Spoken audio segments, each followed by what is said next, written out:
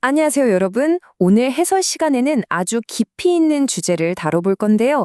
바로 조용기 목사님의 고전적인 신앙 메시지, 창조에 나타난 하나님의 뜻입니다. 이 엄청난 창조의 이야기 속에 우리를 향한 어떤 비밀이 숨겨져 있는지 어둠에서 빛으로 나아가는 그 흥미로운 여정을 지금부터 하나하나 짚어보겠습니다. 준비되셨죠? 자, 오늘 우리가 함께할 여정은 크게 5단계입니다. 들어가는 말부터 시작해서요. 3가지 핵심 말씀 나눔, 스스로에게 던져보는 말씀 질문, 우리 삶에 직접 적용해보는 결단의 시간, 그리고 마지막 마무리 기도까지 쭉 이어가 보겠습니다. 네, 첫 번째 순서, 들어가는 말입니다. 창세기의 창조 이야기를 도대체 어떤 관점으로 봐야 할지 그 기초부터 탄탄하게 세워볼게요. 여러분, 우리가 누군가의 손글씨를 딱 보면 이 사람 성격 참 꼼꼼하네? 혹은 성격 급하구나 하고 대충 기질을 파악하잖아요. 조용기 목사님은 바로 이 점을 아주 기가 막힌 비유로 드십니다.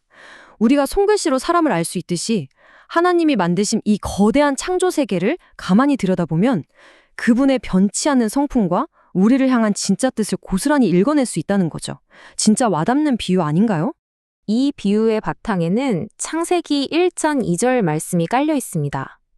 땅이 공허하고 혼돈하며 흑암이 깊음 위에 있고 하나님의 영은 수면 위에 운행하시니라.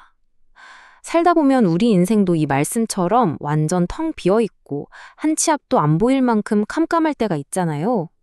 그런데 여기서 중요한 건 바로 그 절망의 순간에도 성령님은 마치 수면 위를 덮고 계시듯 우리를 품고 기적 같은 새로운 창조를 준비하고 계신다는 사실입니다. 그럼 이제 두 번째 섹션, 말씀 나눔으로 넘어가 보겠습니다. 하나님이 6일 동안 천지를 창조하셨는데 이 속에 담긴 인류를 향한 뜻을 딱 3가지 테마로 압축해서 살펴볼게요. 핵심만 말씀드리면 이렇습니다. 첫째는 빛과 희망, 둘째는 우리 내면의 하늘과 열매, 그리고 셋째는 우리에게 주신 권세와 풍성함입니다. 이게 도대체 무슨 의미인지 바로 파헤쳐보죠. 먼저 첫 번째, 빛입니다. 하나님이 빛이 있으라 하셨잖아요? 근데 이게 단순히 스위치를 켜서 방안이 환해지는 그런 물리적인 빛을 말하는 게 아니에요. 목사님은 이 빛이 우리의 영적인 어둠과 끈질긴 절망을 싹 다 몰아내는 예수 그리스도의 임재라고 설명합니다.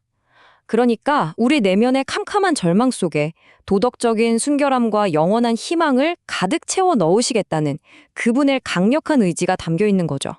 자, 두 번째 테마는 궁창, 쉽게 말해 하늘인데요. 하나님이 땅 위에 저렇게 넓고 푸른 하늘을 두신 것처럼 흙으로 만들어진 우리 육체 안에 바로 그분의 영, 즉 하늘의 영역을 심어두셨다는 겁니다. 와, 이건 진짜 놀라운 통찰이에요. 한마디로 천국이 우리 마음속에 쏙 들어와서 우리가 언제 어디서든 하나님과 다이렉트로 소통하고 교제할 수 있게 되었다는 뜻입니다. 이 두 번째 테마에서 절대 빼놓을 수 없는 게 바로 열매인데요.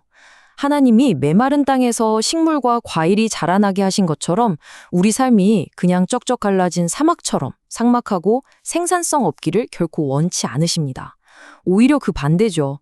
우리 삶에서 성령의 열매가 주렁주렁 맺히는 아주 생기 넘치고 풍요로운 삶을 살기를 간절히 원하고 계신 겁니다. 세 번째 테마인 풍성함으로 넘어가 볼게요. 여러분, 45억이라는 숫자 감이 오시나요? 이게 원문 설교가 나올 당시의 전 세계 인구수인데요. 하나님이 얼마나 섬세하고 스케일이 크신 분인지 한번 상상해 보세요. 무려 45학명을 만드셨는데 그중에 지문이 똑같은 사람이 단 한 명도 없다는 거예요. 진짜 놀랍지 않나요? 하나님이 한 사람 한 사람에게 쏟으신 그 무한한 디테일과 정성, 정말 상상을 초월합니다. 그런데 여기서 우리가 꼭 짚고 넘어가야 할 게 있습니다. 진정한 영적 풍성함은 혼자 움켜쥐고 있다고 되는 게 아니에요. 반드시 나눔이 있어야 합니다. 설교에서는 이걸 사해와 갈릴리 바다로 아주 명확하게 비교해 줍니다. 물을 받기만 하고 절대 내보내지 않아서 생명이 다 죽어버린 썩은 사해처럼 살 것인가? 아니면 물을 받고 또 기꺼이 흘려보내서 생명이 넘치는 축복의 갈릴리 바다처럼 살 것인가? 이기심은 결국 척박함을 부르지만 아낌없이 나눌 때 진짜 풍성함이 찾아온다는 걸 꼭 기억하셨으면 좋겠어요. 결국 창조 이야기의 클라이맥스는 이겁니다. 하나님은 우리 인간을 환경이나 어쩔 수 없는 상황, 혹은 죄에 짓눌려 사는 노예로 만들지 않으셨습니다. 오히려 그 모든 상황을 다스리는 지배자, 즉 통치자로 창조하셨어요. 예수 그리스도를 통해서 우리는 운명에 질질 끌려다니는 패배자가 아니라 당당하게 세상을 통치하는 권세를 행사할 수 있다는 것. 이게 바로 우리를 향한 창조의 진짜 목적입니다. 자, 세 번째 섹션, 말씀 질문입니다. 지금까지 엄청난 진리들을 쏟아냈는데요. 이쯤에서 잠시 멈춰서서 우리 스스로의 모습을 깊이 한번 들여다보는 시간을 가져보겠습니다. 여러분, 자신에게 솔직하게 한번 물어보세요. 나는 지금 내게 주어진 상황을 넉넉하게 다스리는 통치자로 살고 있나? 아니면 그냥 내 환경에 꽉 짓눌린 노예처럼 살고 있나? 하나님이 이미 우리에게 엄청난 권위를 주셨는데도 혹시 매일매일의 힘든 현실과 좌절 속에 나 자신을 가둬두고 종로로 타고 있지는 않은지 한번 곰곰이 생각해 보시기 바랍니다. 이제 네 번째 섹션, 삶의 적용과 결단으로 넘어가 보죠. 깨달았다면 행동해야 하잖아요. 방금 우리가 나눈 이 거대한 창조의 원리들을 우리 평범한 일상 속에서 도대체 어떻게 써먹을 수 있을지 구체적으로 짚어보겠습니다. 원문에서 제시하는 실천 방법은 아주 명확합니다. 첫째, 하늘의 해와 달과 별처럼 빛나는 하나님의 지혜와 총명을 구하며 기도하세요. 둘째, 가만히 있지 말고 성령의 열매를 맺기 위해 의도적으로 노력하십시오. 셋째, 나를 옥죄는 죄와 절망이라는 환경의 노예 상태를 단호하게 걷어차버리세요. 마지막으로 갈릴리 바다처럼 하나님이 주신 넘치는 풍성함을 주변 사람들과 넉넉하게 나누는 겁니다. 이 모든 걸 한마디로 결단하자면 이렇습니다. 당당하게 그리스도 안에서 새로운 피조물로 살아가십시오. 내 삶이 아무리 엉망진창이고 캄캄해 보여도 그 위에 성령님이 운행하시도록 내어드리세요. 그러면 그분이 혼돈을 끝내고 우리 삶에 아름답고 신성한 질서를 다시 세워주실 겁니다. 네, 드디어 마지막 다섯 번째 섹션 마무리 기도입니다.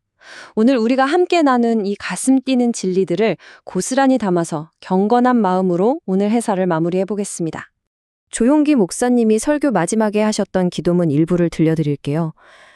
사랑이 많으시고 거룩하신 아버지, 우리가 예수님 안에서 어떤 사람이 되었는지 알지 못했기 때문에 우리는 운명처럼 절망을 품고 살았습니다. 이 시간 성령으로 말미암아 깨우침이 있게 하여 주시옵소서. 이 기도가 지금 이 순간 여러분의 영혼을 깨우는 진실한 고백이 되기를 바랍니다. 이어서 목사님은 이렇게 기도하십니다. 새로운 피조물된 위대한 은혜를 붙잡고 내가 살고 남을 살리고 세계를 살리는 우리들이 다 되게 도와주시옵소서. 여러분, 오늘 창조 속에 담긴 여러분의 진짜 정체성을 완벽하게 깨달으셨나요? 그렇다면 그 엄청난 권위를 이제 세상을 살리는데 어떻게 사용하시겠습니까? 이 기쁜 질문을 여러분의 마음에 남겨드리면서 오늘의 해설은 여기서 모두 마치겠습니다. 끝까지 함께 해주셔서 정말 감사합니다.